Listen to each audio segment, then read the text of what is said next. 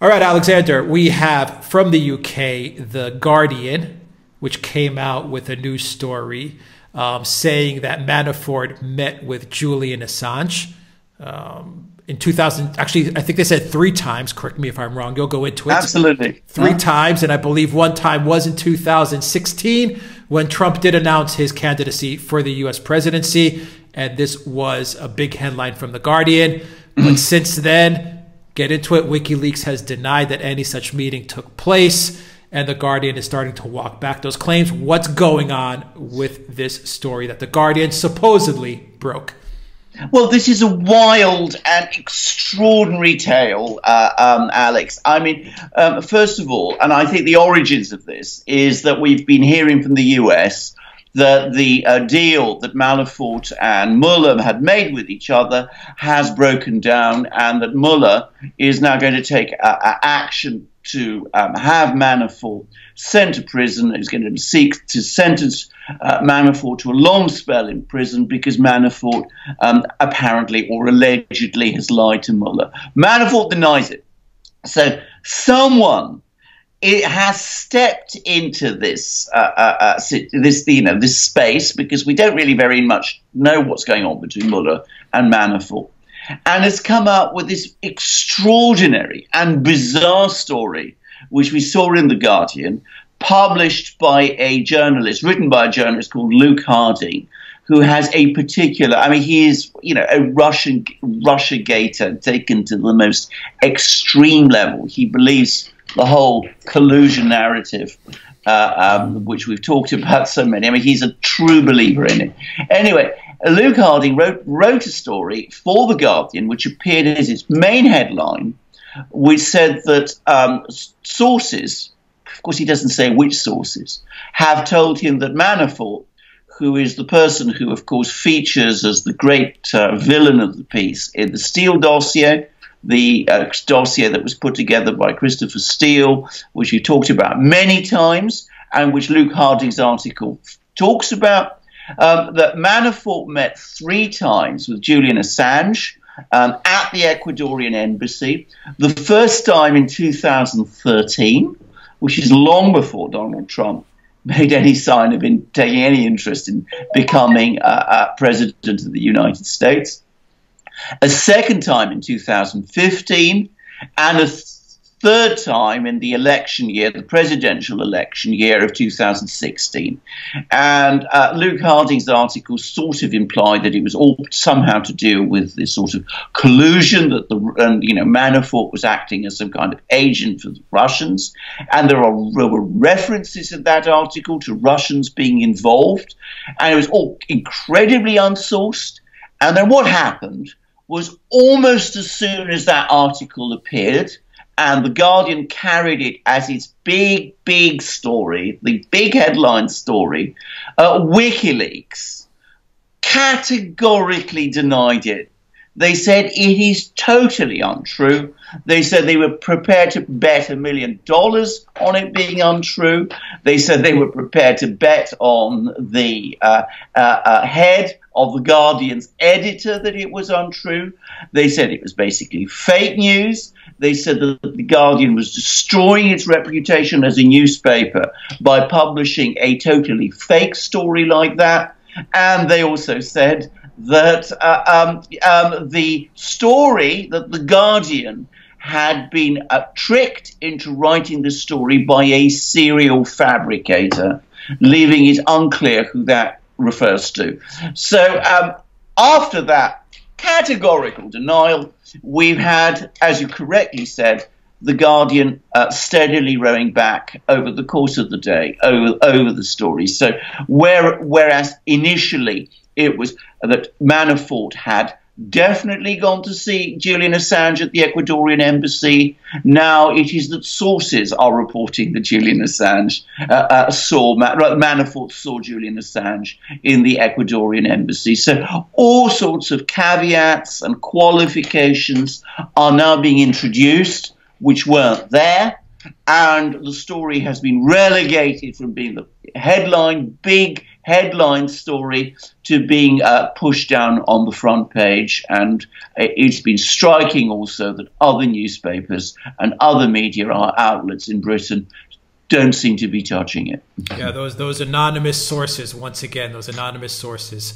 WikiLeaks, 10, 11 years, they've never gotten it wrong. Guardian seems to always get it wrong. What struck me about this, Alexander, was if Manafort, during the election year specifically, did decide to walk into the Ecuador Embassy, being the campaign manager of Trump, would it not have been news back then?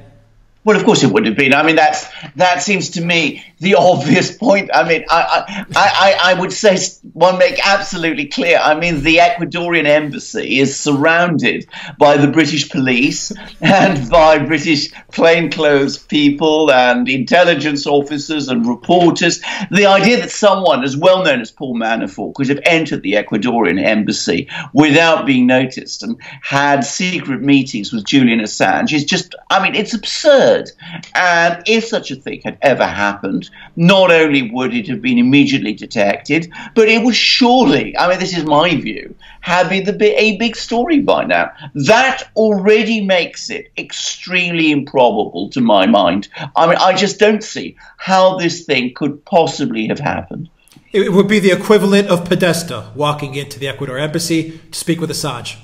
Exactly. Or, I mean, that is exactly right. I mean, the British authorities know every single person who goes into that embassy and sees Assange. I mean, all right, one can construct all sorts of fanciful ideas, you know, that Manafort went in a disguise or was smuggled in a crate or something of these things. But really, I mean, you know, I mean, the mind reels. I mean, one would have had to read many, many spy stories to believe things like that. And I'm sure there's CCTV everywhere.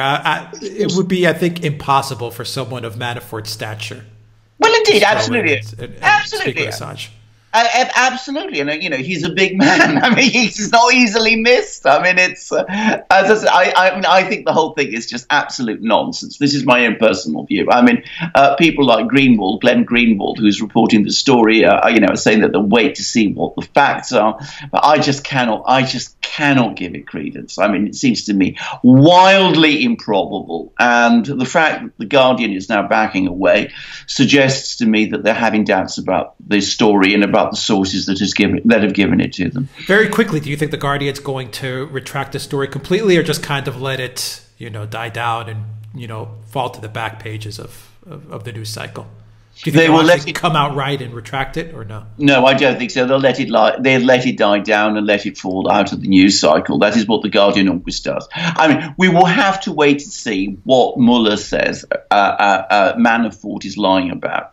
But I'm going to make a guess, actually. I think he's probably going to deal with financial issues and his dealings with the Ukraine. I don't think it's going to be about the US election. I think if it had been, we'd have long ago heard about it, just as you said.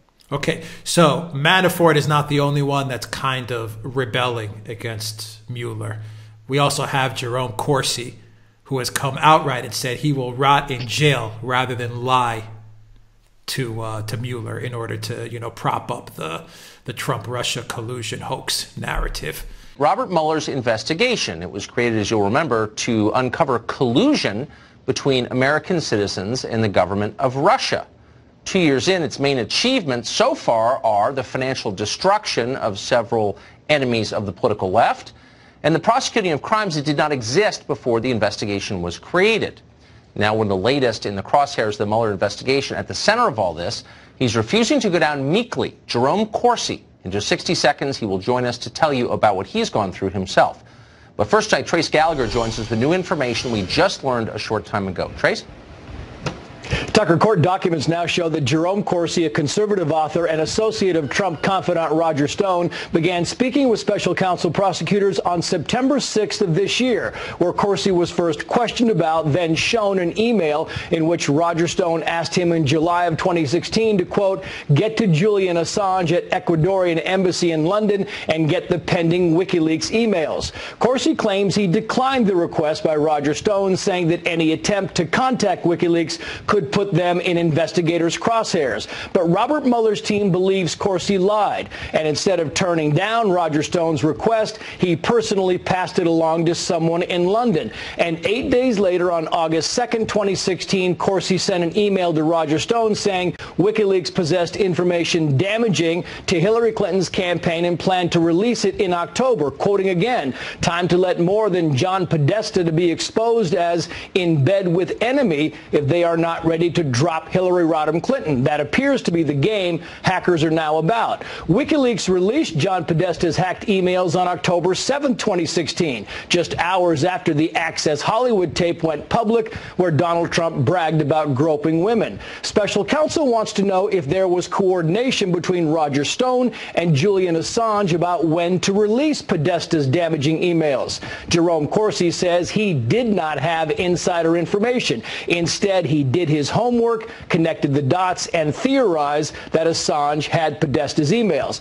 And Roger Stone just told Tucker Carlson tonight, quote, none of the emails cited prove I had advance notice of the sources or content of either allegedly hacked or allegedly stolen emails published by WikiLeaks. When did political gossip become a criminal activity? Stone also says his friend Jerry Corsi is being harassed by special counsel not for lying, but for refusing to lie.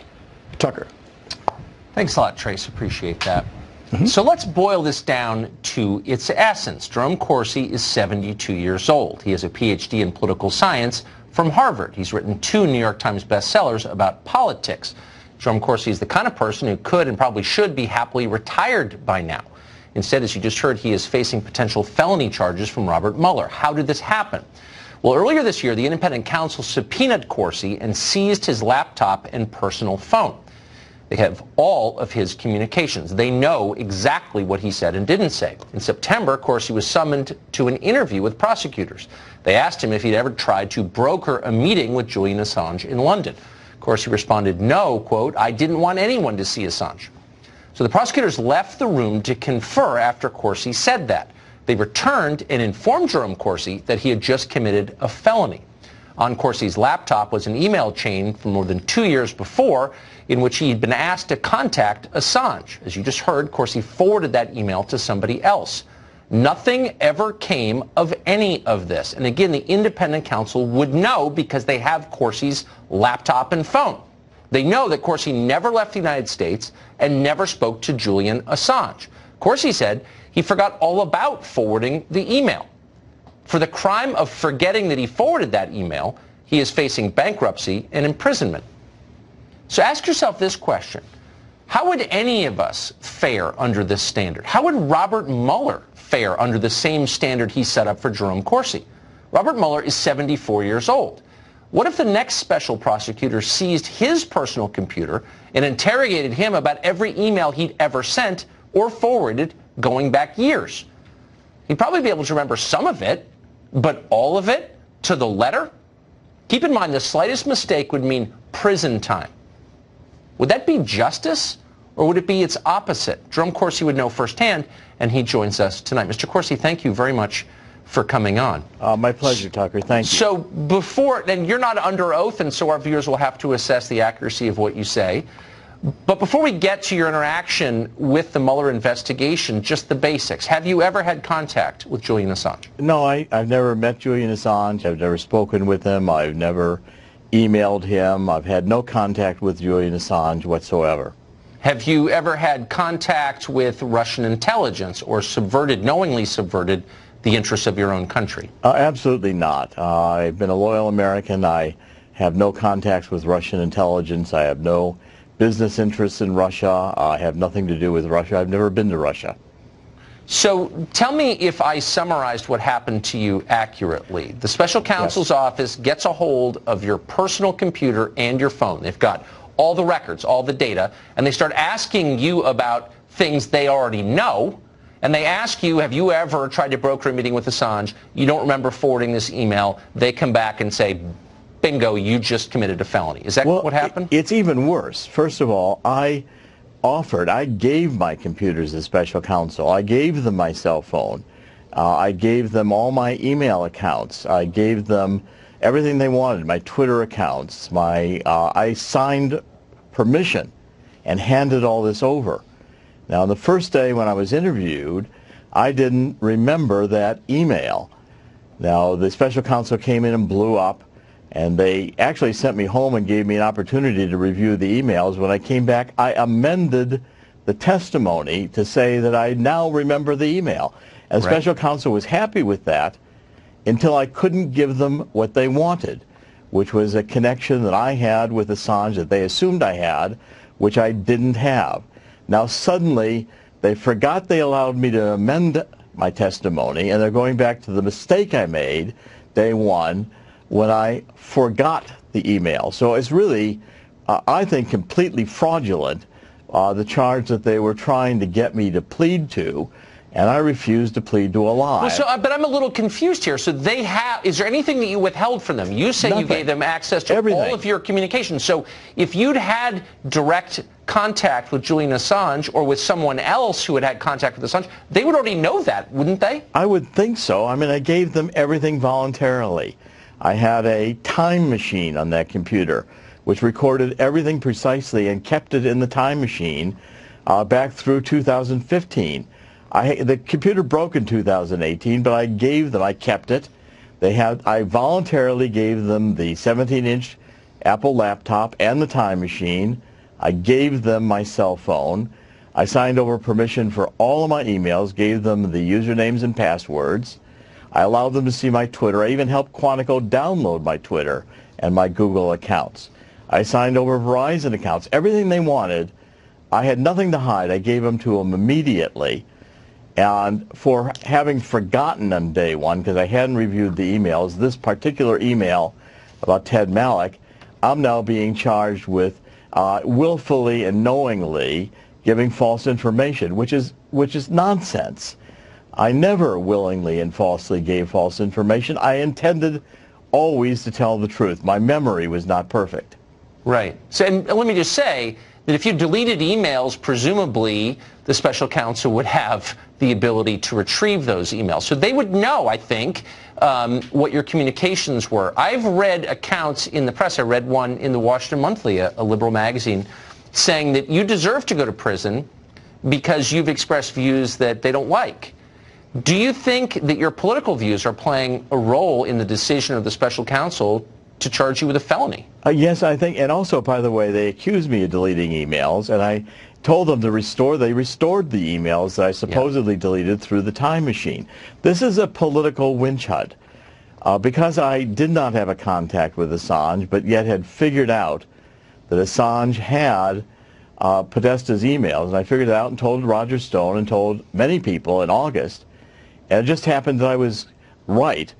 Well, the prosecutor said, Dr. Corsi, we're not going to believe that on your 25th wedding anniversary to Italy with your wife and family, you had divine inspiration, and God told you Podesta had Assange's emails. Well, I said, I don't know if you're going to put it that crassly, but I did figure it out, and I connect the dots, and this time I happen to be right. You just won't believe that I figured it out. So quickly, because I can't resist asking, because I think the human cost is worth knowing about, what does this cost you? Oh, it's going to be, just to get started, a couple $100,000.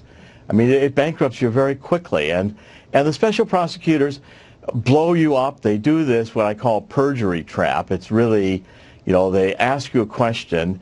They have material they won't show you. You've forgotten about it. They say, you just lied because this email you forgot about in 2016 proves your current memory is wrong. I mean, it's a memory test.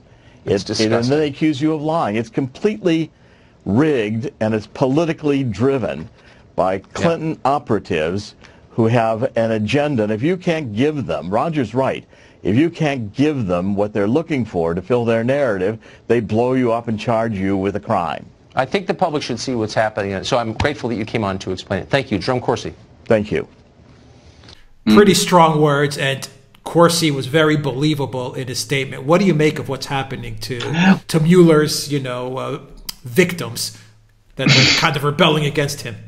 Well, I think this is actually a very interesting fact and a very sinister one in some ways, because what it shows is the enormous pressure that Mueller has been placing on these people in order to get them to actually confess to things which these people don't want to confess to, and which Corsi says it would be a lie for him to confess to.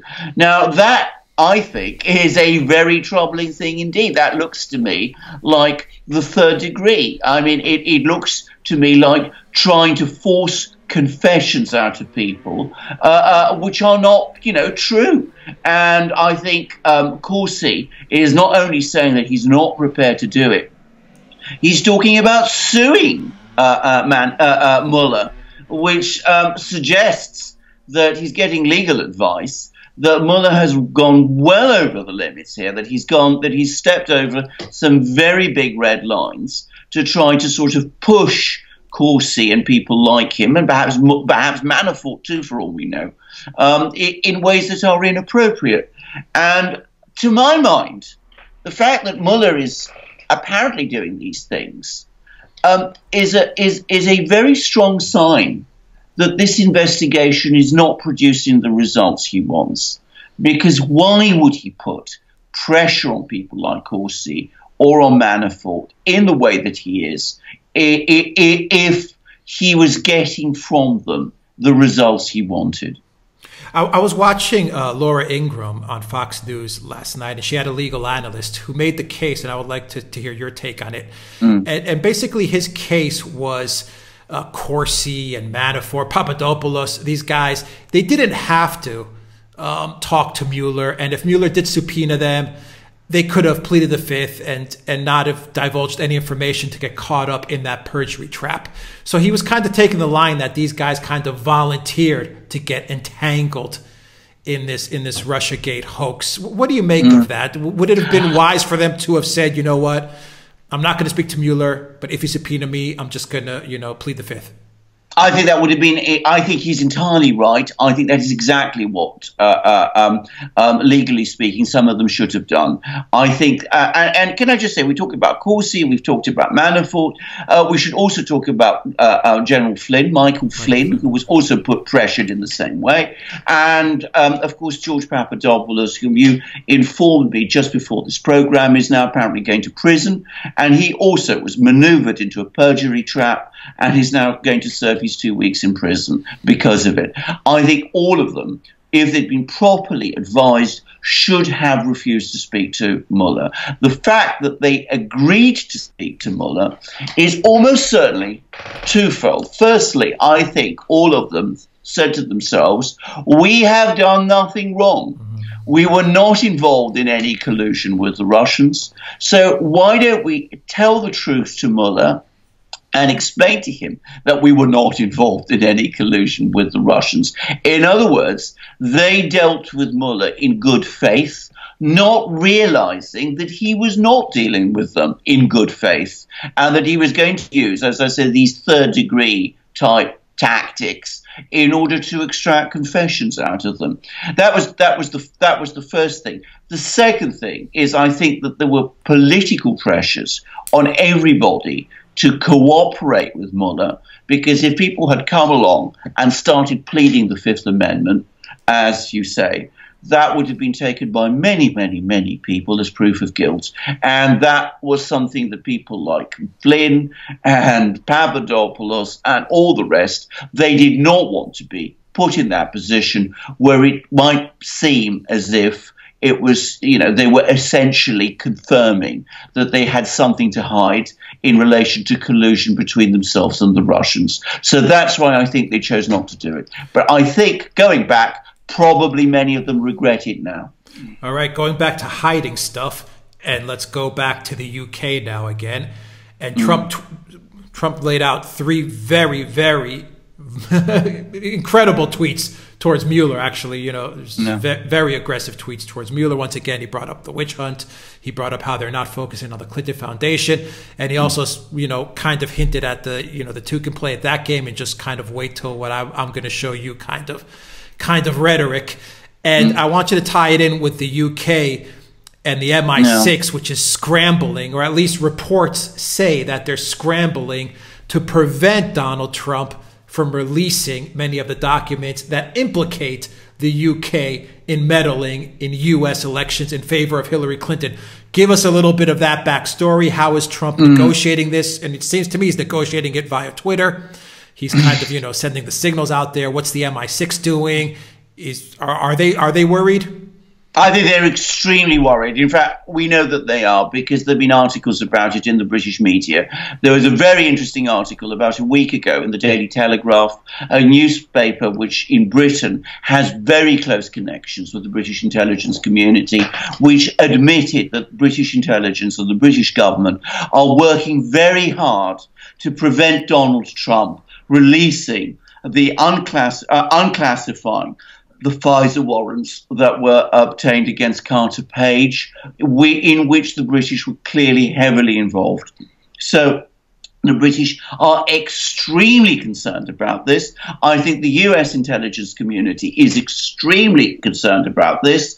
And we see Donald Trump playing poker with this issue. He's basically telling them, look, if you won't back off, I've got this ace up my sleeve. I will play it if you don't back off, and be sure that that's what I'm going to do. So we'll see whether they do back off. Otherwise, I'm sure we will see these FISA warrants declassified very, very soon. Would you say that he should declassify them?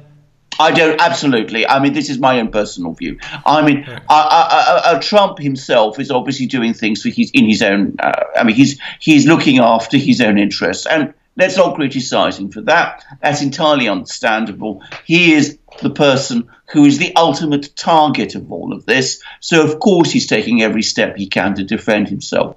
But as someone who cares about these things, who cares about due process, who worries about the constitutional order in the United States, and wants to know what British and US intelligence were up to during the 2016 election, using Christopher Steele's dossier as a pretext to carry out spying activities against people like Carter Page, and misleading the FISA court about that. I was also interested to know about all these attempts to use provocateurs, Halpern and all those people, to try to trick George Papadopoulos into admissions, who were apparently infiltrating the Trump campaign, who were quite probably spying on them in all sorts of other ways. I want to know about those things. I think there is a massive public interest in people knowing about those things. And for that reason, I think Donald Trump should declassify these documents and do so now. I mean, we should not have a situation like we had with John F. Kennedy's assassination, where it has taken 50 years plus for documents to be declassified, and even now some of them are still being held back. We should have all this information now when it really matters. And finally, there's a lot of people that are saying that the Mueller investigation is indeed wrapping up. Do you think it is wrapping up? And do you think that Mueller is aware of Trump's ace up his sleeve, as you put it? Do you think Mueller knows that Trump can also do some damage to the U.S. intelligence agency, to the U.K. intelligence agency? He has this information that he can release, and it looks like he's willing to do it if they keep on attacking him. Mueller is absolutely aware of that. I mean, Mueller has been a long-standing veteran of the U.S. intelligence community, going back decades. He knows exactly what Donald Trump is talking about. He reads the tweets just as you and I do, and he's fully capable of understanding what they say, and he's surrounded by people who are there to advise him, to explain it to him, in a very unlikely event that he does not. But my own view about the Mueller investigation, and it's based on media reports, is that it is indeed running down. I think we've seen this last burst of activity, these attempts to try to pressure Manafort and to pressure Corsi into admissions, into confessions, look to me very much as if they are the last desperate throw of somebody who is basically running out of time and running out of space because he hasn't been able to prove the collusion. I think he's been given legal advice that he cannot prove the obstruction charge either. So he's doubling down by putting all the pressure that he can on these people, and they are, instead of cooperating with him, they are fighting back. As I say, Corsi is talking about suing him. Papadopoulos is complaining about the pressure he was being put under, and Manafort is holding out. So it's not looking good for Mueller. So it could be safe to say that these guys, Corsi, Manafort, Papadopoulos, they also sense that Mueller doesn't really have much either. So that's why they're kind of hitting back. Maybe people are sensing some weakness in the Mueller camp. I think that's right. I think there are more and more people who are doing that, and of course, we've also seen the change in the leadership of the Department of Justice, which we talked about 2 weeks ago, with Whitaker taking over from Rosenstein as the person who's now in charge of supervising Mueller. From Sessions, that's right. But also Rosenstein. I mean, he's replaced Rosenstein as the man who's actually supervising Mueller. So, I think the pressure is on Mueller. I think people are now hitting back. I think that Mueller has had a very good run for his money, but as I said, I think he's running out of road, and I think people are sensing it, and as I said, they're resisting. All right, Alexander Mercouris, thank you for breaking down another interesting news cycle with the Trump-Russia collusion hoax, which is looking like it is indeed a hoax, as we have been calling it for a while now. Absolutely, guys. Buy a t-shirt, go to the Duran shop. Great t-shirts, a whole new line of shirts. Buy it. It really helps us out. And in the description box, you will find links to our PayPal and Patreon page. Donate to the Duran. That also helps us out. Alexander Mercouris, editor-in-chief of the Duran. Thank you once again. Until next time, everybody, take care. Roger Stone is disputing some of Corsi's other claims, and he has a lot to say. He joins us now in an exclusive interview to tell us what is going on here. Roger, it's good to see you tonight. I know you watched what Mr. Corsi said on Tucker Carlson's show. A lot of folks watching, they think of the Mueller probe and like nefarious Russian plots, and they hear, Assange's name and the Ecuadorian Embassy. They don't know who Jerome Corsi is, and they kind of know who you are, but simplify this for us so our listeners know what they need to know to understand the current state of affairs in this investigation as it pertains to you. Well, first of all, Laura, thank you for having me, because my own show at InfoWars is so heavily censored to deny me a forum to have a chance to defend myself. I'm very grateful for the chance to be here. This is really simple. It shows what happens when you hotbox a 72-year-old man for 40 hours, as the Mueller interrogators did. Quite clearly, I made it very clear that on August 21st, I posted a tweet that said, "The Podesta's time in the barrel will come." I meant that public scrutiny of the Podesta's Russian business interests, as I had been briefed about by Jerry Corsi, would be in the media. Now Jerry Corsi has been browbeat into claiming that that was some kind of a cover story. And because I was taking heat for that tweet. But that's not even logical, Laura, because my tweet wasn't controversial until 6 weeks later when Julian Assange published John Podesta's emails. So I had no advance notice that his emails would be stolen or that they would be published. And then the secondary claim that I knew about the Billy Bush NBC tape in advance, and that I asked Jerry Corsi to contact Julian Assange to ask Assange to move up or move back his data dump to distract attention from that, that's a fairy tale. That's just whole cloth. I learned about it at 4 o'clock in the afternoon. Like every other American, I was actually on the street in Manhattan. And Roger, there was no... It's sad that he's been pressured this way, Roger, to bear false witness against There's me. no text evidence or email evidence regarding the Billy Bush claim, and nothing definitive about the other claim about advanced knowledge. There's just one email from you to Corsi from July 25th of 2016. We'll just put it up on the screen. Then this is from the draft court papers.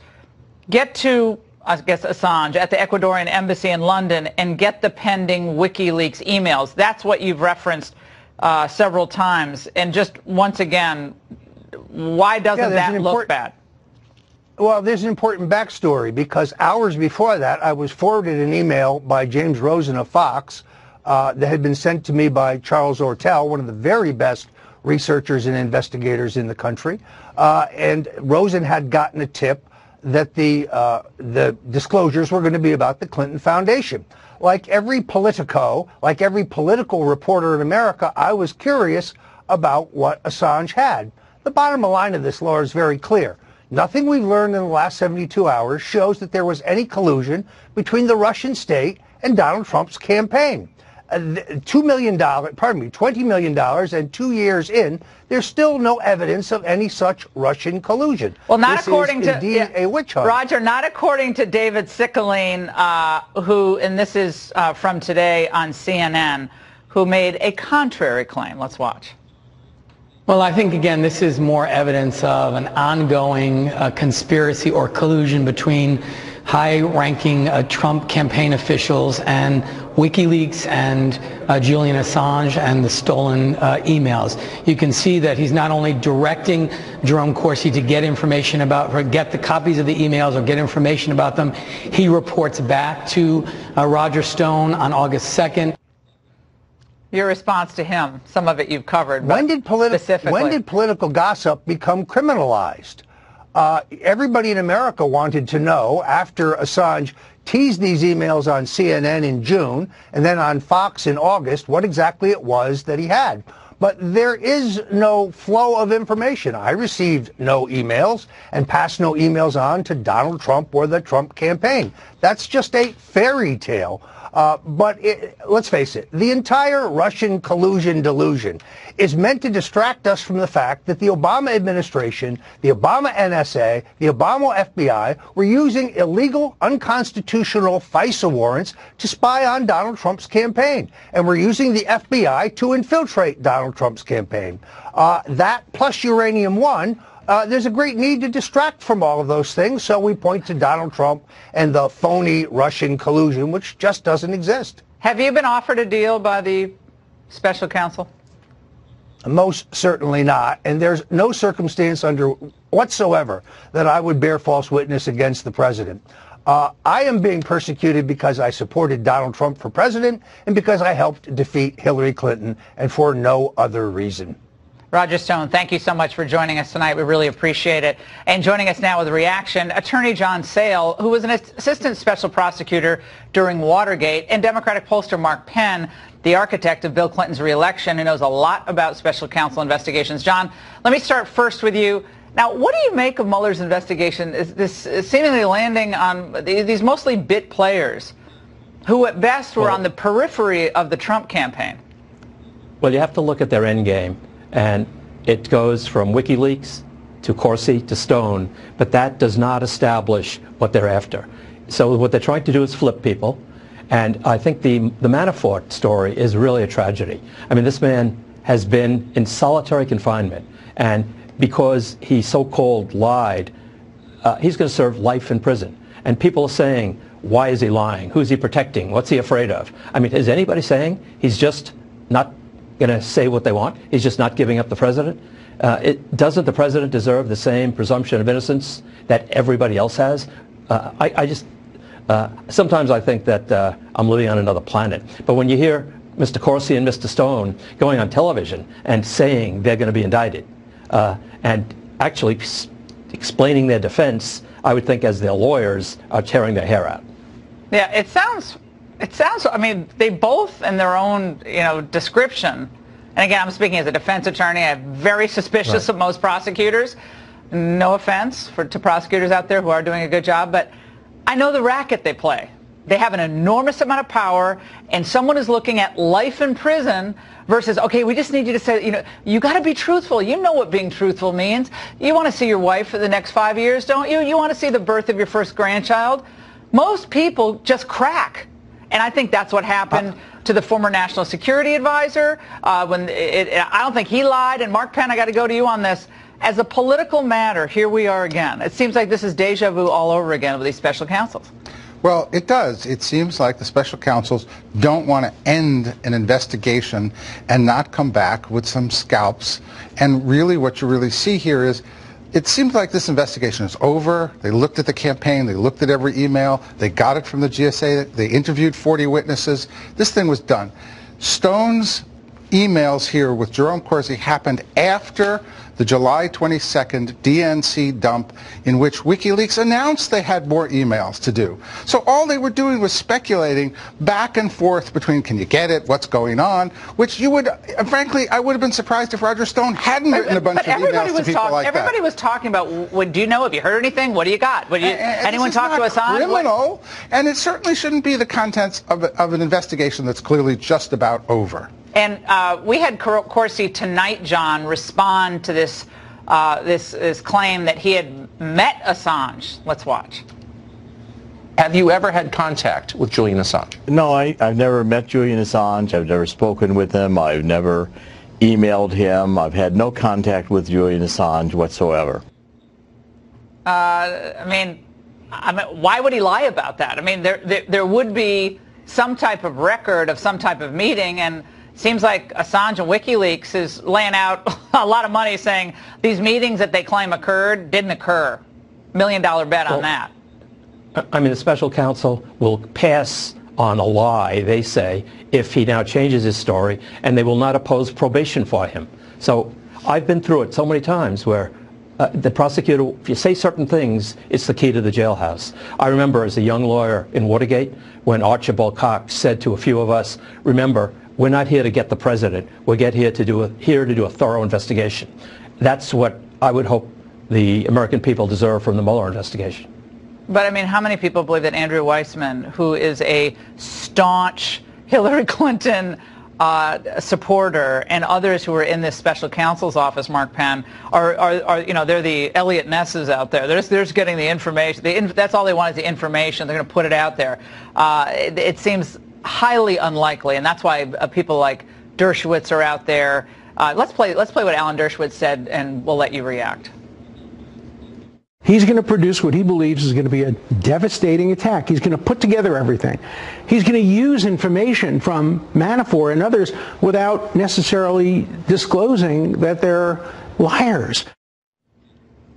Well, look, I think that Andrew Weissman has a questionable reputation for having taken witnesses and taken the legal process too far. But the most important thing I found was in the exit polls. Donald Trump only had a 44% job approval, but 54% believe that the Mueller investigation is political in nature. This investigation has been discredited, and they don't want to end it in a fair way. I think really Dershowitz is right. They're going to issue a report, and they're going to make it as damning as possible, just like Ken Starr did. John, earlier tonight, when Corsi was interviewed by Tucker, he was asked about this, you know, basically, have you knowingly ever subverted the interests of our country to help another country like Russia? Have you ever had contact with Russian intelligence? And he said, absolutely not. I'm a loyal American. I have no contacts with Russian intelligence. I have no business interests in Russia. Have nothing to do with Russia. I've never been to Russia. That's kind of the keeper soundbite of that interview, if you ask me. I guess he had a white Russian once, though, at a bar, so that's enough. Well, he wasn't being vague about that. And I think Roger Stone said, when you asked him if he was offered a deal, I think he said, I would not bear false witness. I mean, doesn't that tell it all?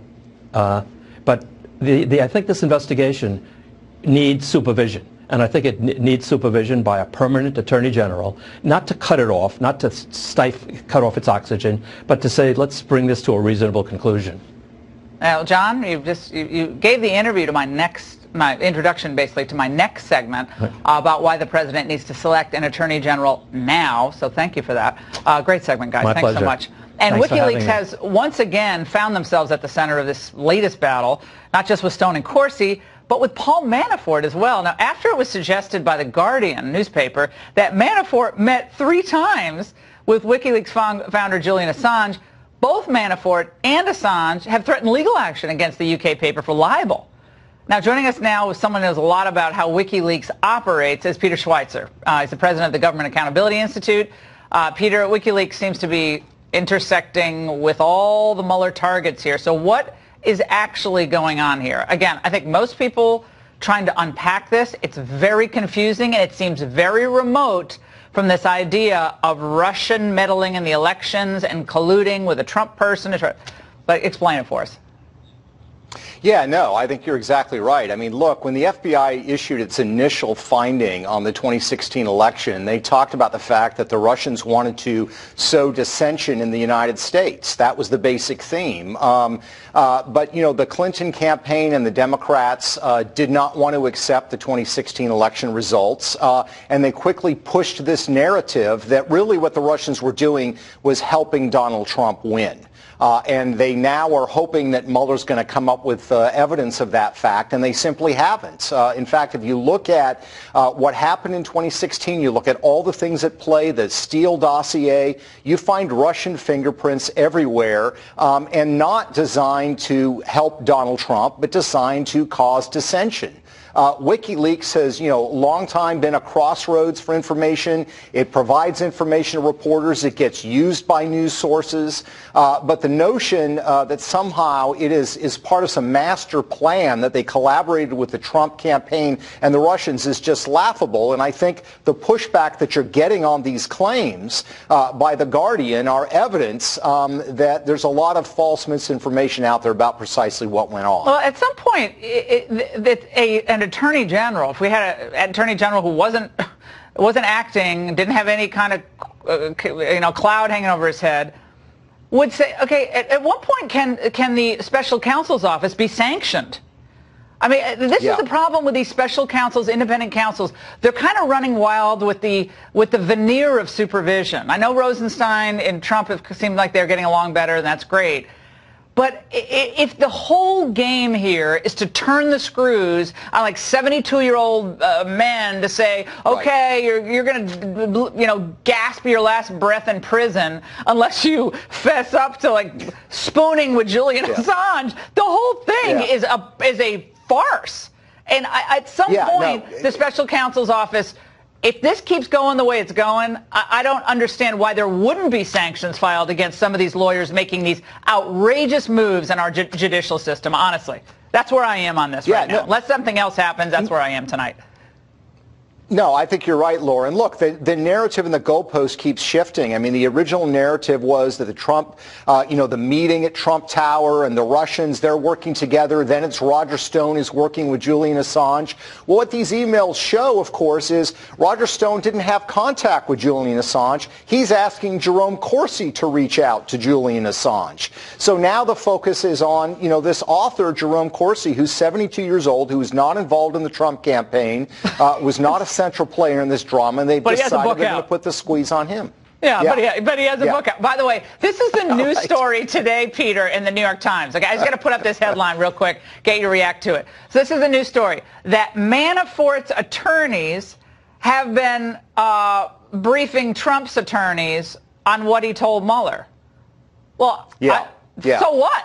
Welcome to the world of information sharing among lawyers. Big deal. That's exactly right. I mean, defense clients do this all the time in criminal cases. They do it in investigations. This is what's done. I mean, this is where it's come. And to the larger point that I was making, Laura, to your point about the Attorney General, these issues, I mean, you look at the Steele dossier. Christopher Steele, the person that wrote it. You look at the gentleman at the State Department, Weiner, who was pushing it and legitimizing it. You look at a guy like Adam Waldron, who was also pushing it. All of them are tied to a Russian oligarch named Oleg Deripaska. Well, it'd be very interesting to find out what role, if any, that this Russian official might have played in pushing the Steele dossier. I don't think the Mueller investigation is going to look at it. If we had an attorney general, they could certainly make sure that was subject of a serious investigation. But as long as you don't have someone making a priority, it's not going to happen. All right.